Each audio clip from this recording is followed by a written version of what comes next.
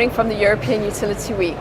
This morning I'm speaking to Christos Aslanidis and Peter Kliegelhofer, both from Renesas and active members of the Prime Alliance. Christos as a board member and Peter as an alternate director for the Alliance, correct? Correct, yeah. Thanks so much for joining us. Thanks for having us. I was wondering if you could possibly give me your perspective on the future of smart metering and smart grids. You want to start? You want first? Well, okay, so it goes as far as your imagination can go, actually. Smart metering is much you mean by, right? So it's installed in millions of meters which are smart, which can communicate, which gives a lot of benefits to the utilities. Well, this is expanding now. I mean, if we think about integration of renewables, if we think about integration of electrical vehicle charging, thinking about distribution automation, for example, which gives thinking about artificial intelligence in the smart grid area, metering and grid in all the segments that I just mentioned, actually. So this gives a lot of opportunities to expand the application, the service to the customer, to save costs from the utility perspective. Predictive maintenance is one example. Just imagine how much you can save with predictive maintenance.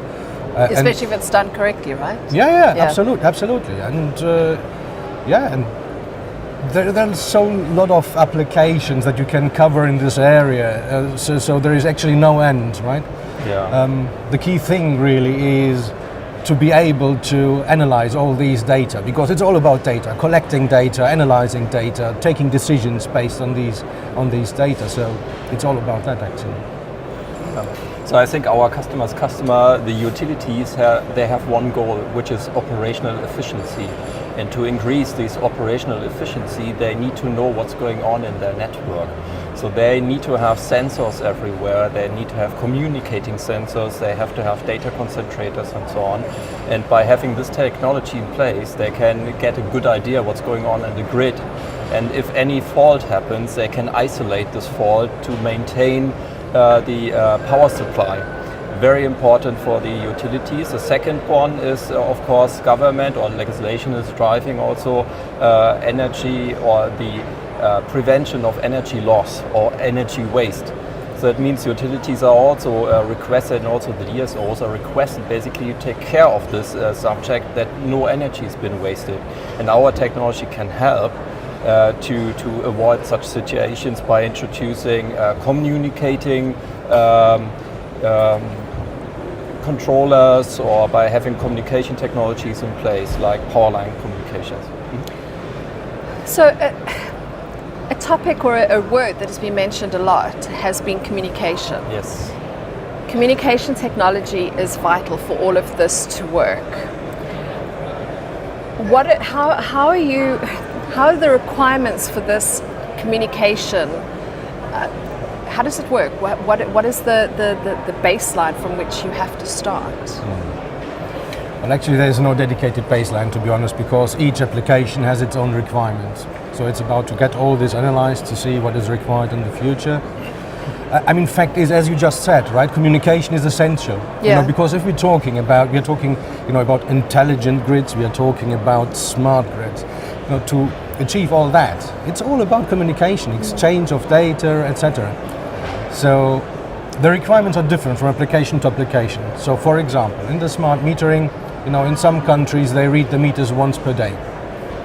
So the technology that you use should be according to that. So long latency times. Obviously it needs to be stable, it needs to be secure, and this is the requirement for all technologies, whatever you use, in this area. But in terms of speed, in terms of latency time, in terms even in terms of security, the requirements are completely different. PLC, for example, has turned out to be a very good technology for the smart metering. This is what we have today in the Prime Alliance, right? So PLC technology, and this is rolled out in millions. In the future, We will need, for example, if we're talking about distribution automation, smart grid. In that case, we will have to think about broadband PLC, for example, in some cases. In some cases, we have to think about RF technologies. In some cases, we have to think about a combination of both, PLC plus RF. So it will be a mixture of technologies that will be able to fulfill the requirements. Yeah. I just can echo that, what Christoph just said. I mean, in addition to, let's say, robustness and security, which are both very important, I would also add low power, which is also required. I mean, we have a smart grid, we have smart meters, and at the end of the day, we do not want to encourage additional energy being used to save energy, right? So exactly. I think there needs to be also some low power associated to that one. I suppose as well, one of the considerations then is how noisy is the environment in which you are installing this communication technology. So, Peter, if I could ask, from your experience, yes, how easily is this accomplished? This is a very challenging task.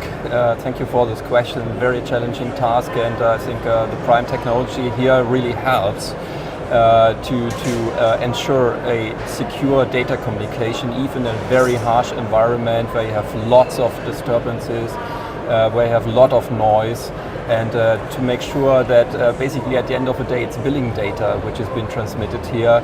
And of course we have to make sure by all means that this billing data has been transmitted in a very safe way, in a secure way. And that there are basically no outages or whatever in this communication.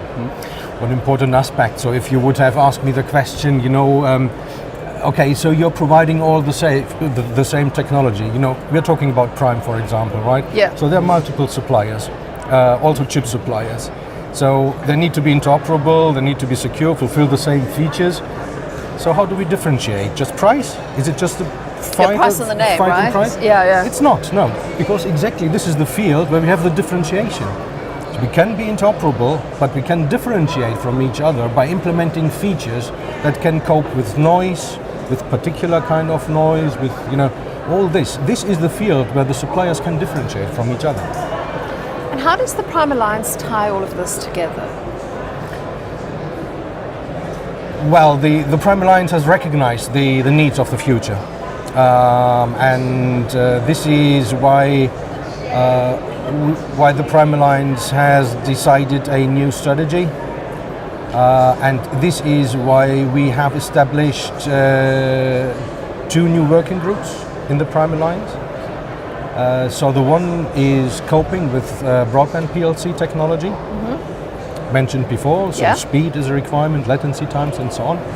So we are analyzing the requirements there, the use cases in this area. Of course, there need to be markets behind who are driving the technology, obviously.